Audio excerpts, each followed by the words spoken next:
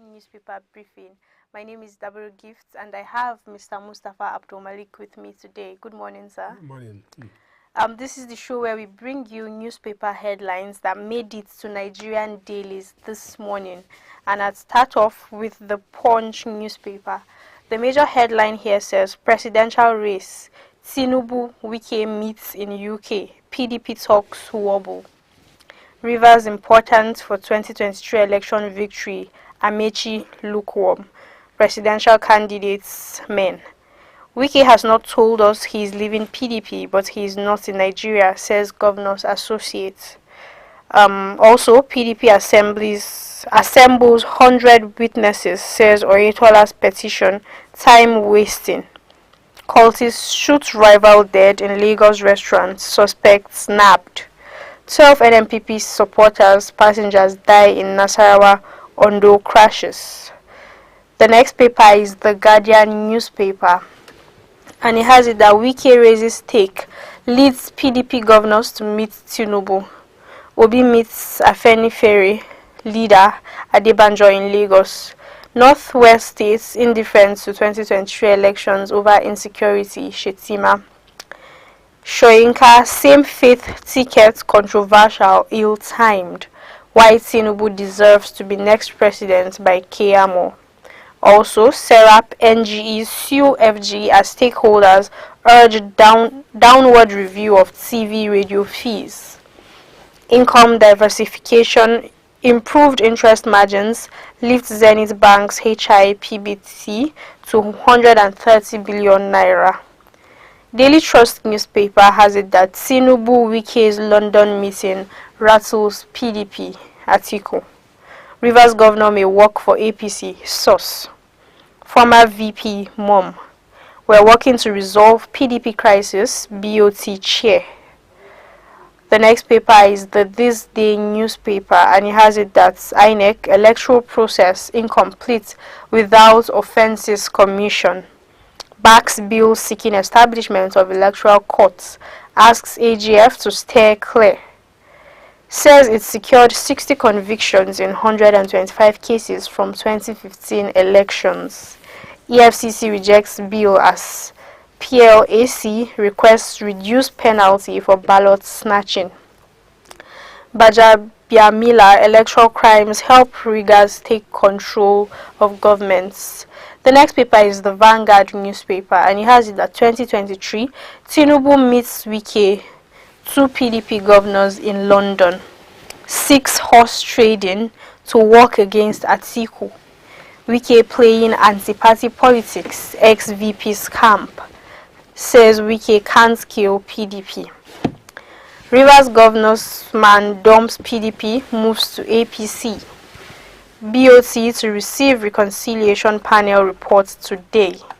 Chairman, Secretary, National Chair may lose seats.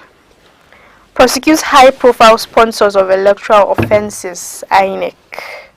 The next paper is the Nigerian Tribune newspaper, and it says here, U.S. to repatriate fresh $23 million Abacha loot to Nigeria.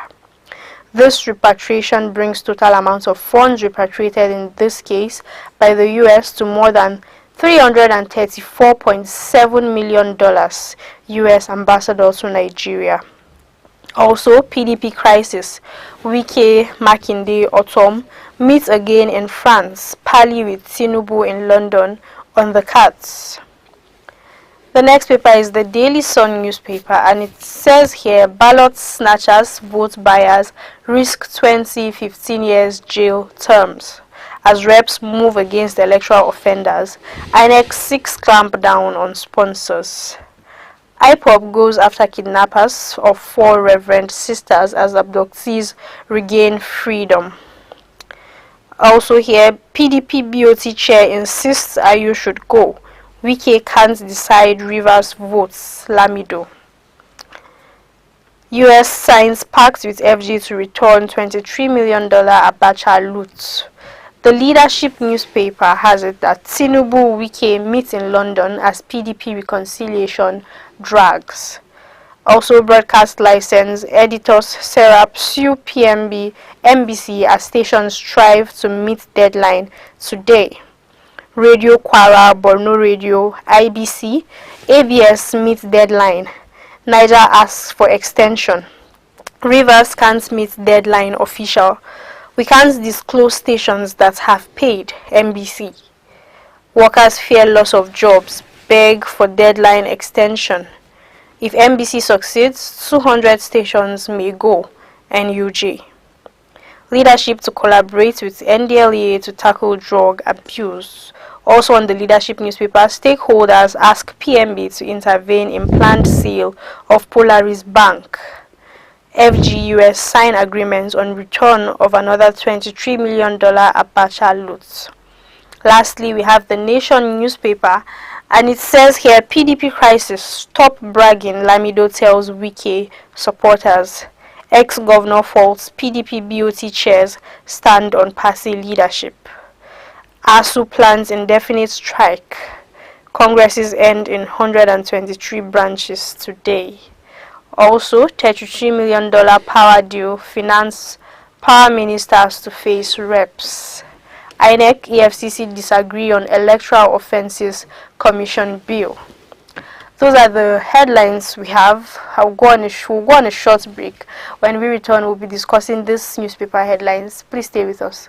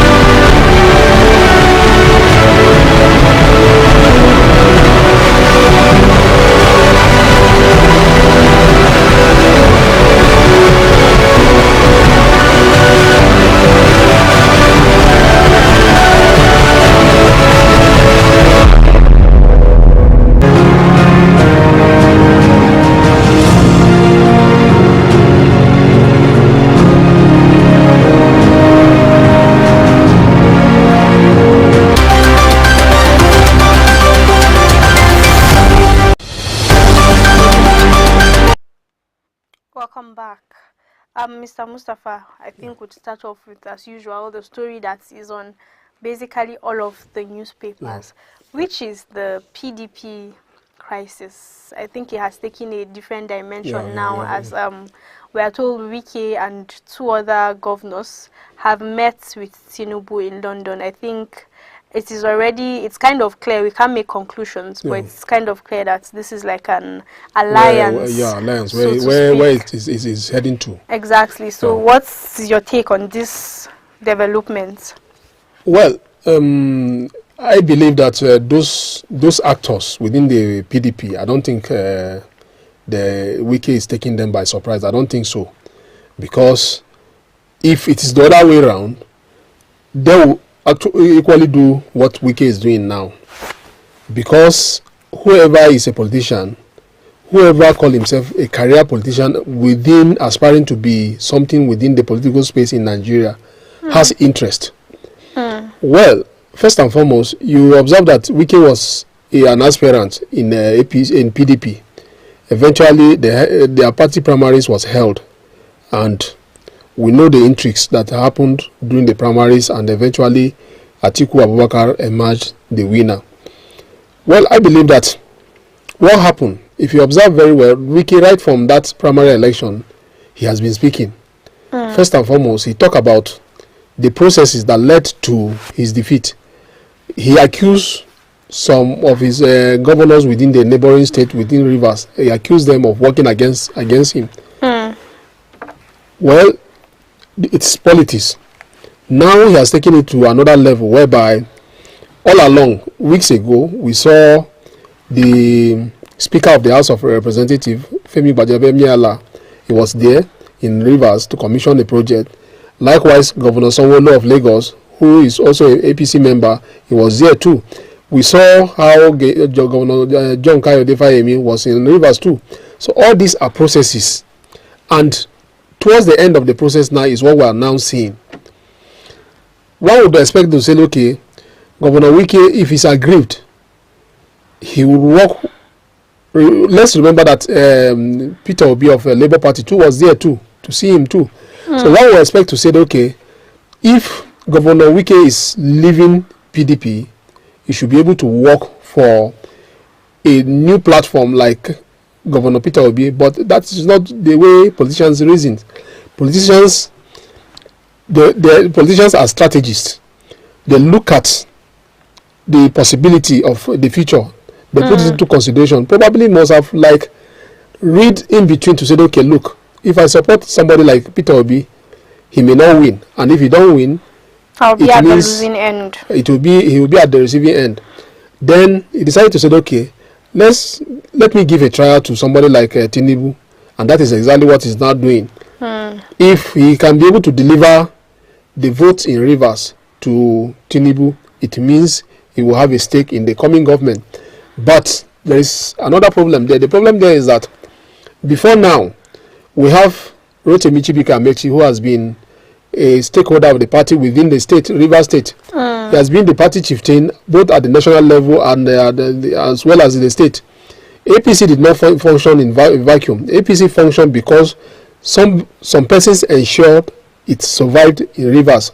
And if you are talking about APC survival in Rivers before now, you are talking about Rotimi Amechi. And again, Amechi has been one of the candidates that aspirant that vied for the APC ticket in their convention in June. Eventually, Tinubu emerged. So, since then, I have not seen Amechi playing any significant role around the wiki around Tinubu's aspiration. So, and now we are now seeing this. What will happen to the interests of Amechi and other IPC members in the River State? That is, if eventually Wike decide to move to APC, or for now we don't have details. It's everything nice about speculation. We can't make conclusions. So, yet. But what if he decide to say, okay, he's moving to APC? What will happen to the interest of Amechi in the state? It means Wike will become the leader of the party in the state, which I don't foresee a situation whereby Amechi will remain within APC under Wike. I don't see that. I don't see the possibility of that. Probably Amechi too is like sitting on the fence and watching what is happening. Eventually, he will now decide and take his own position too to say, okay, where is he going to move to? Will he remain in APC, or he will move to PDP, or he will move to Labour Party? He will find ways to remain relevant. So, because every politician has interest. If Wike, if Tinubu could not carry him along and decide to work with his opponent, his political rival, it means he will look for elsewhere to fly his own interest too. Moving on, let's talk about finances. Nigeria and the US have signed a pact for repatriation of Abacha's some of the Abacha's loot. And then what is interesting here is that it's said that 334.7 million, like that's the total amount that has been repatriated so lately. Far, what are your thoughts on this? Because I can't see the significance of this so-called money that they keep returning in batches. Well, you understand that this money has been Abacha loot. They call it Abacha loot. That money has been returning back to Nigeria right from during Obasanjo's time and till now, bit by bit. You know, it's coming from different countries in the West. So right now, it's US now that is returning almost about $30 million. Well, the significance of the money, because each time the money is returned, is being shared it's we have a consolidated revenue account whereby the government now, all the money that is being generated is being channeled to that account, and from that account is being shared on among the three tiers of the government. So it's not like the federal government alone keep that money. No, the money will go back to the federation account, and from the federation account it will be shared. It will be disbursed for different ministries. Not even ministry. It will be shared based on, I think federal government take about 56%, then state government take about 20-something%, then the remaining one is local government with about 20% or thereabout. So that is how that is a revenue sharing formula. Whatever money that goes into the federation account, that is how it's been shared.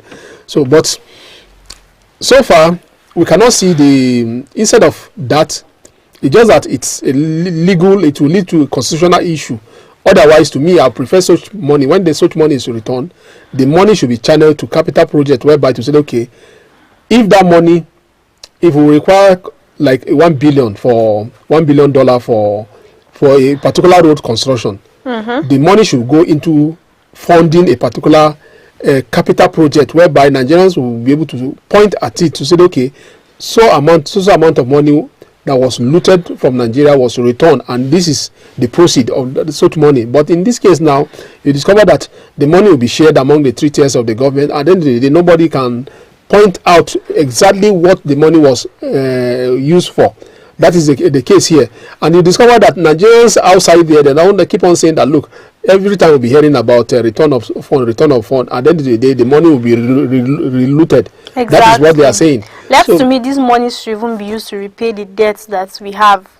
I mean, the debts keep growing, and then we are not paying back in any way. The issue of about borrowing is something entirely, because it's just like an individual. When you borrow somebody money and the money has terms, you now discover that, look, oftentimes the money lenders, they will like a situation whereby you won't be able to pay, so that you now the time for the duration they given will elapse. Then you discover that when it continues to drag, the interest now continue to drag along too. That is the same thing scenario with money lenders at the international level, and that is why you now see that Nigeria is now dealing with a situation whereby we are using about 80% of our revenue to service debt.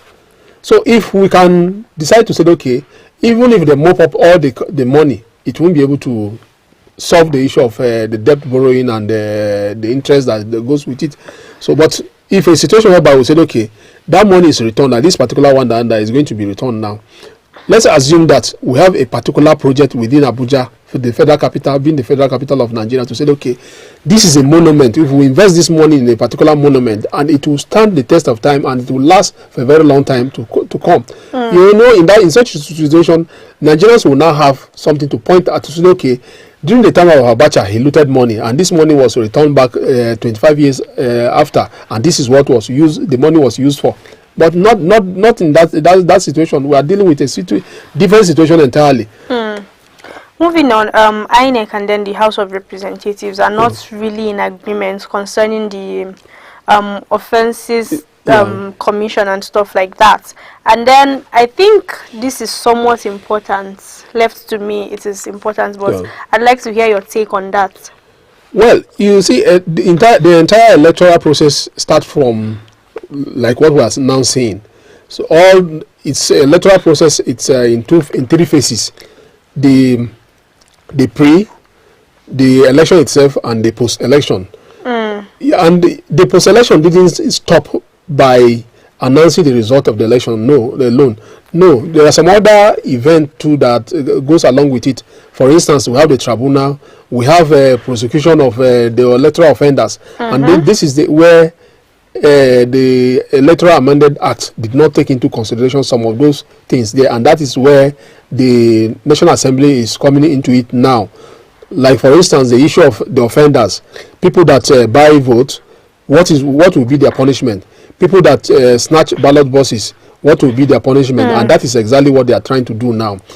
If we cannot penalize or punish electoral offenders, it means we are not ready for the democracy yet. It means more people will now come out and commit electoral offenses, and they'll go scot-free with it.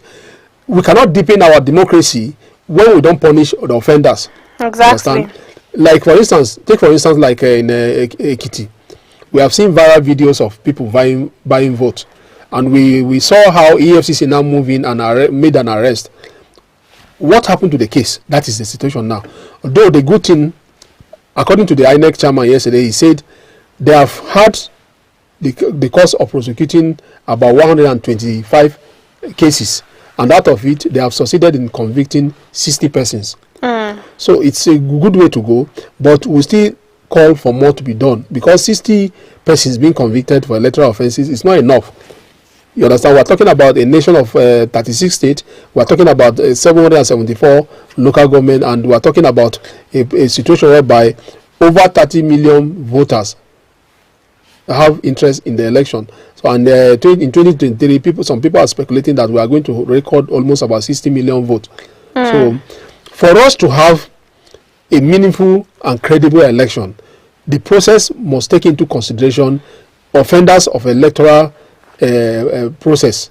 They must take into consideration that a situation whereby we don't have a law, we don't have a stiff penalty to say, okay, offenders of this, nobody will be deterred. And when people are not deterred, we are creating room for more people to commit such crimes. Exactly.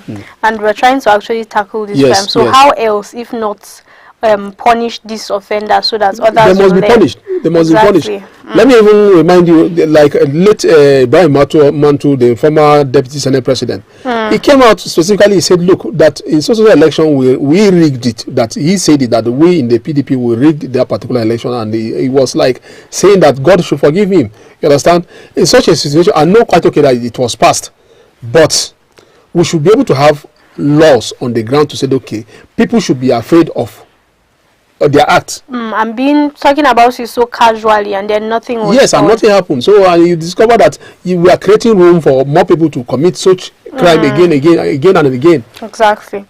A while back, the NBC fined certain stations, many of them actually, and then the TV stations. Today seems to be the deadline, and some of these exactly, some of these stations are begging for an increase in the time, seeing that should I say the fine is a bit on the high side, and then they cannot meet up.